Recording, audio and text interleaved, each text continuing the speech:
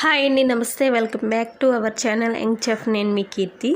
ఈరోజు వీడియోలో చాలా తక్కువ టైంలో ఈజీగా చేసుకోగలిగే వెజ్ పలావ్ ఏ విధంగా ప్రిపేర్ చేసుకోవచ్చో చూపించబోతున్నాను.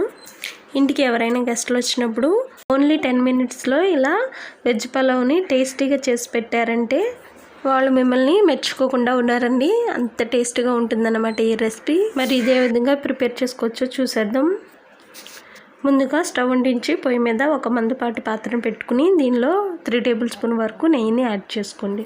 నెక్స్ట్ దీనిలోనే ఒక 50 గ్రాముల వరకు ఆయిల్ని కూడా యాడ్ చేసుకోండి. ఆయిల్ అనేది హీట్ అయిన తర్వాత దీనిలో బిర్యానీ ఆకు, చెక్క, లవంగాయతో పాటు అన్ని పలావ్ దినుసులను వేసుకోవాలి. అదేవిధంగా దీనిలో కొద్దిగా జీడిపప్పును కూడా యాడ్ చేసుకుని గట్టితో కలుపుకుంటూ ఫ్రై చేసుకోండి.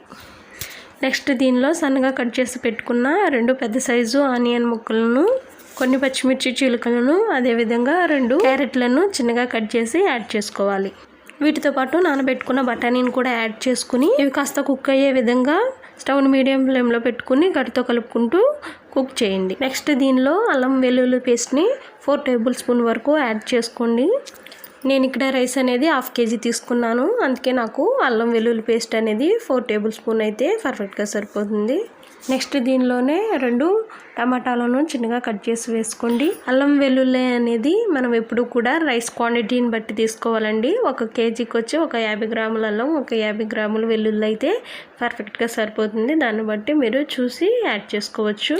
ఈ వెజిటేబుల్స్ అన్నీ కాస్త కుక్ అయిన తర్వాత దీనిలో మనం వాటర్ పోసుకోవాలి.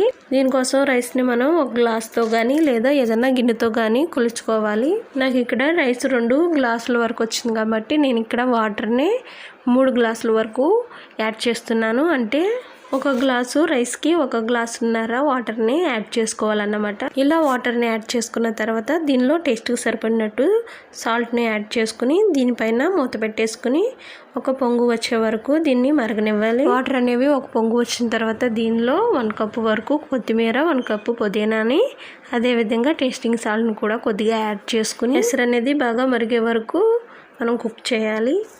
ఎసరు అనేది బాగా మరిగిన తర్వాత దీనిలో మనం ముందుగానే శుభ్రంగా కడిగి పెట్టుకున్న సన్న బియ్యాన్ని దీంట్లో యాడ్ చేసుకోండి. బియ్యంతో పాటు వాటర్ అనేవి అసలు రాకూడదండి. పూర్తిగా వీటిలో ఉన్న వాటర్ని మొత్తం ఉంచుకున్న తర్వాతనే దీనిలో రైస్ని యాడ్ చేసుకోవాలి. అప్పుడే మనకి పలావ్ అనేది పొడిలాడుతూ బాగా వస్తుంది. రైస్ని వేసుకున్న తర్వాత కర్రీతో ఒకసారి కలుపుకొని దీనిపైన మూత పెట్టేసి స్టవ్ను మీడియం ఫ్లేమ్లో పెట్టుకుని ఒక 10 మినిట్స్ వరకు కుక్ చేయండి. 10 మినిట్స్ తర్వాత ఒకసారి మూత తీసి చెక్ చేసుకోండి. రైస్ అనేది ఏ విధంగా ఉంది, వాటర్ మొత్తం ఎగిరిపోయినాయి అనుకున్నప్పుడు దీనిలో కొద్దిగా ఫుడ్ కలర్ని యాడ్ చేసుకోండి. ఇది ఇష్టం లేకపోతే స్కిప్ చేసేవచ్చు. ఫుడ్ కలర్ని వేసిన తర్వాత దీనిపైన మూత పెట్టేసుకుని స్టవ్ని లో ఫ్లేమ్లో పెట్టుకుని ఒక 2 మినిట్స్ వరకు కుక్ చేయండి.